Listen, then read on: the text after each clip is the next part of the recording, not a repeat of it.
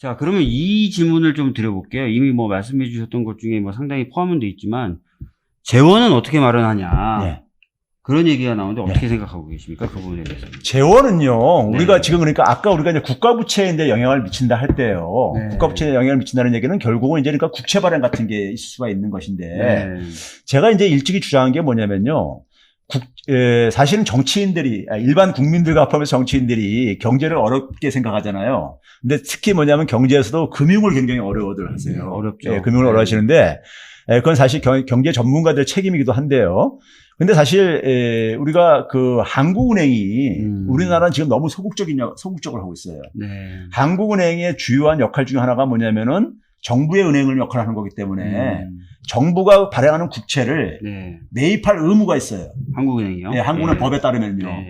의무가 있습니다. 그럼 예를 들어서 우리가 재정이 그러니까 하나도 피해를 안 주는 방식이 있어요. 국채를 발행하더라도. 네. 그러니까 국채를 만약에 예를 들어서 이번에 그러니까 재난지원금 지급할 14조 3천억 원을 네. 국채를 발행한다고 할 때 네.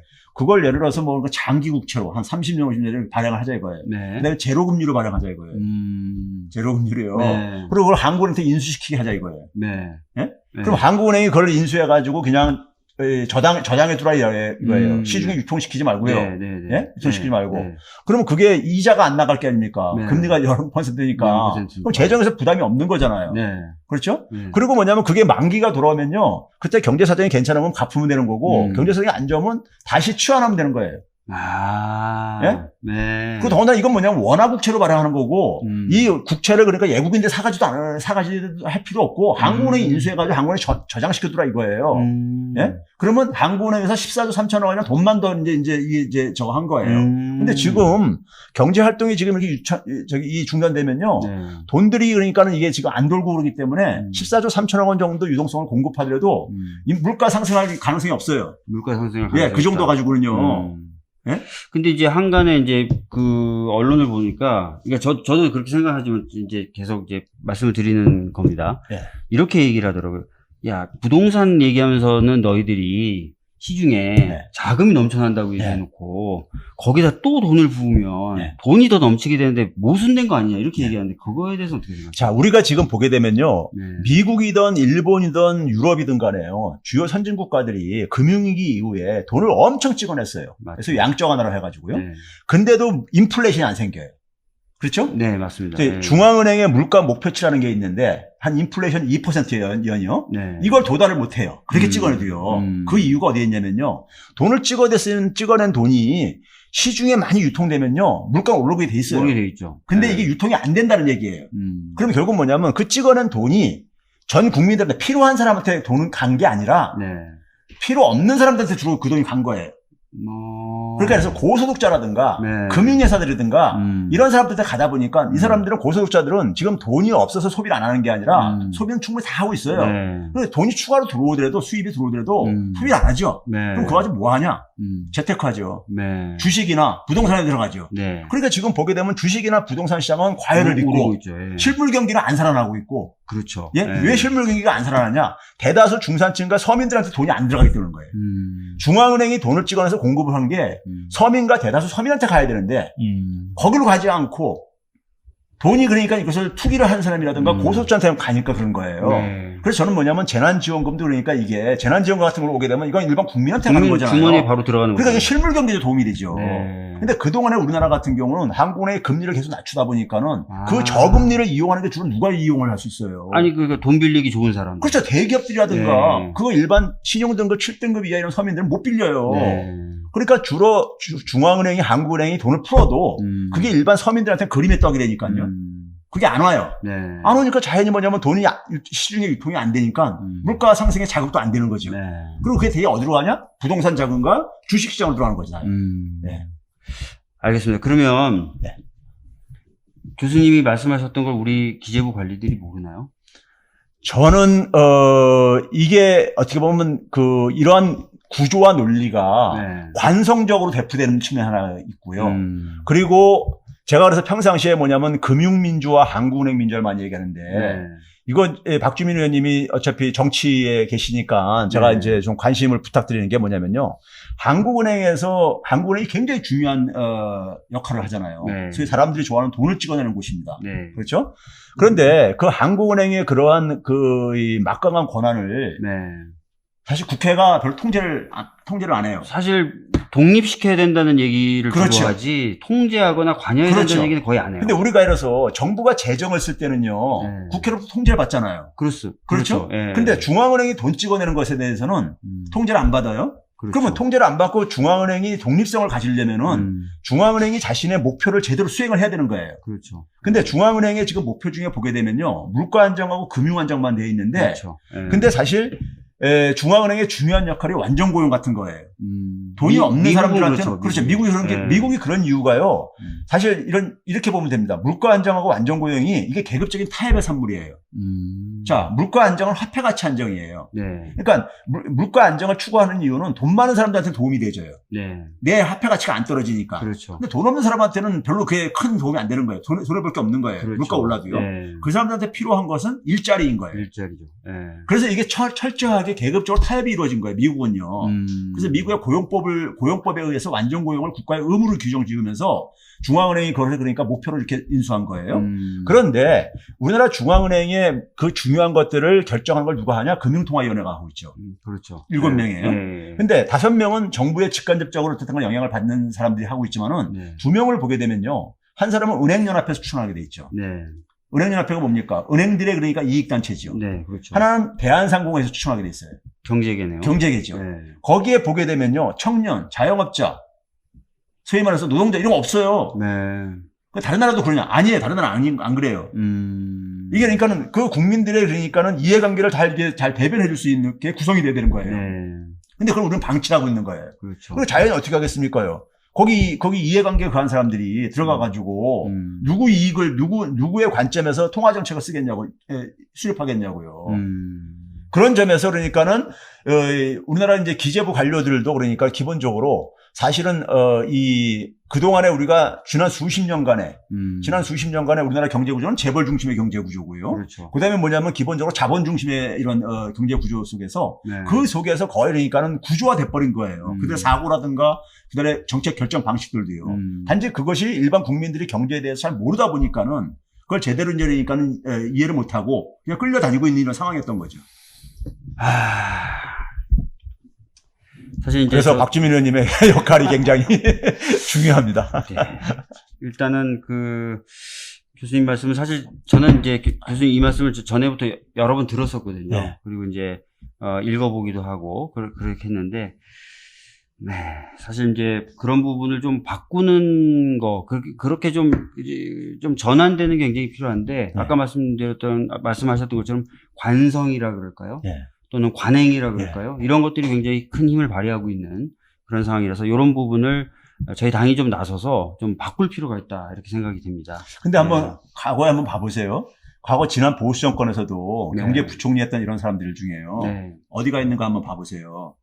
경제부 주로 재벌그룹에 무슨 네. 의장 이런 거 하고 있거나 이사회 의장 하고 있거나 아니면 김앤장 이런 데 가가지고 고문하고 있거나 네. 그렇게 하고 있거든요. 맞습니다. 그게 우연이 아닙니다. 미국도 사실은 그때 서브프라임 모기지 사태가 터졌을 때 관련된 다큐를 보니까 예. 경제 관료가 조금 있다가 보면은 은행 쪽에 가서 예. 고문하고 있고 어디 월가의 회전문으로요. 회전문으로. 그러니까 레이건 때부터요. 월가 출신들이 항상 재무부 장관을 했어요. 맞아요. 그럼 그 사람이 어떻게 하겠습니까? 월가의 이익을 구하죠. 그러니까요. 그리고 다시 거기서 끝나고 나면은 공직 끝나고 나면 다시 월가로 다시 돌아가고. 월가라고 하고. 그래서 회전문 인사가 이렇게 반복되어 왔죠. 네. 그러다 보니까 규제가 아큐파이 월스트리트라는 분노가 터졌던 것이고요. 맞아요. 예. 맞습니다. 예. 그래서 보니까 규제가 제대로 안 되고 맞습니다.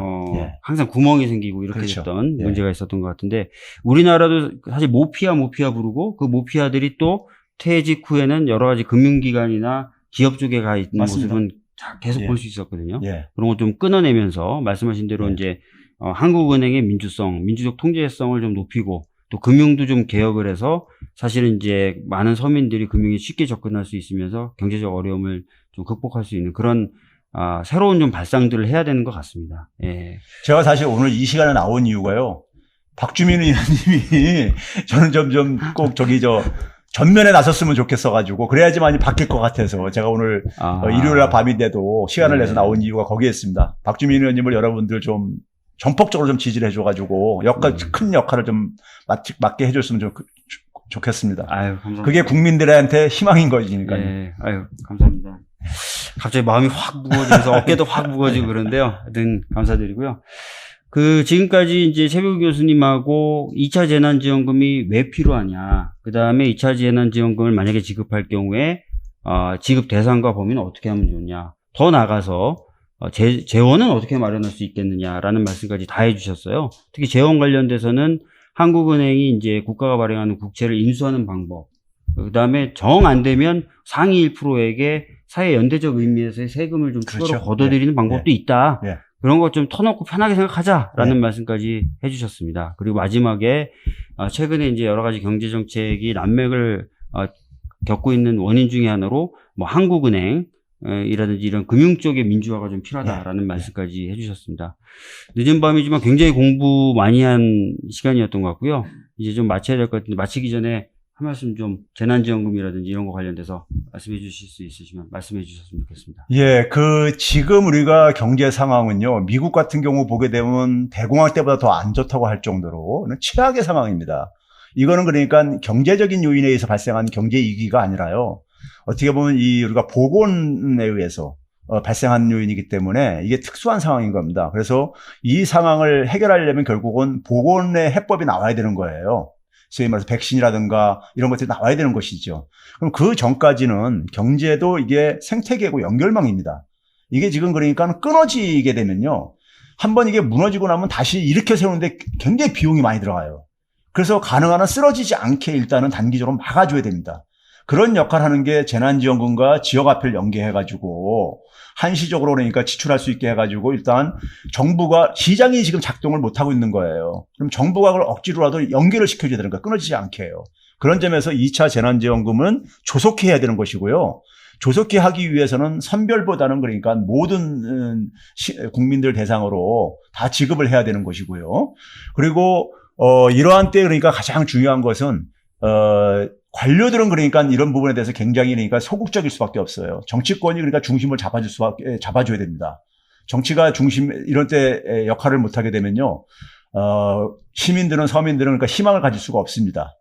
그런 점에서 제가 오늘 일요일 날 밤임에도 불구하고 이렇게 박주민 TV에 출연한 이유는요, 최백은 TV하고 콜라보를 하는 이유는 민주당의 지금 어쨌든 간에 조타수를 결정하는 이 선거의 중요성을 제가 너무나 실감을 하기 때문에, 그래서 우리 박주민 의원님이 박주민 의원님한테 맡기면은 좀 국민들이 좀 그래도 희망을 가지고, 민주당에 대한 희망을 가질 수 있을 것 같고, 민주당이 그러니까 희망을 가져야지만이 국회가 좀 제대로 일을 할 수 있을 것 같고요. 그래서 국민이 원하는 그러니까 정치가 전개되기 위해서는 좀 박주민 의원 같은 분이 좀 그 중심 역할을 좀 해줄 수 있도록 기회를 좀 여러분들께서 마련해 주셨으면 감사하겠습니다. 제가 정말 감사드리고요. 원래 최 교수님 이런 말씀까지 해주실지 정말 그거 되는데 저는 원래 아무 말을 못하는 사람이에요. 하여튼 감사드리고요. 예.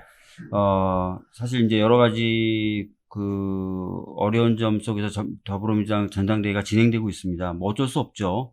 뭐 수해라든지 코로나19 같은 경우에 의해서 굉장히 좀 많은 어려움 속에서 진행되고 있는데요. 그래도 다들 이제 열심히 하고 있습니다. 그리고 여러 가지 메시지를 조금이라도 더 국민분들께 알려드리려고 열심히 노력하고 있는데, 드디어 내일부터 온라인 투표가 시작됩니다. 그래서 많은 분들이 온라인 투표에 관심을 가져주시고, 또 오늘 방송됐던 여러 가지 내용들까지 포함해서 누가 이제 당대표가 되면 좋을 것인지, 또는 최고위원이 누가 되면 좋을 것인지에 대해서 고민 많이 하셔서 많이들 참여해 주셨으면 좋겠습니다. 뭐 결론은 3번이겠지만요, 3번. 3번입니다. 열심히 하여튼 하겠습니다. 오늘 바쁘신 와중에서도 이렇게 와주셔서 정말 감사드린다는 말씀 드리겠습니다. 감사합니다. 예. 뭐 국민을 위해서 이 정도는 제가 자연히 봉사를 해야 된다고 생각합니다. 예. 오늘 방송은 이것으로 마치겠습니다. 지금까지 시청해 주신 많은 분들께 감사하다는 말씀 드리겠습니다. 감사합니다. 감사합니다.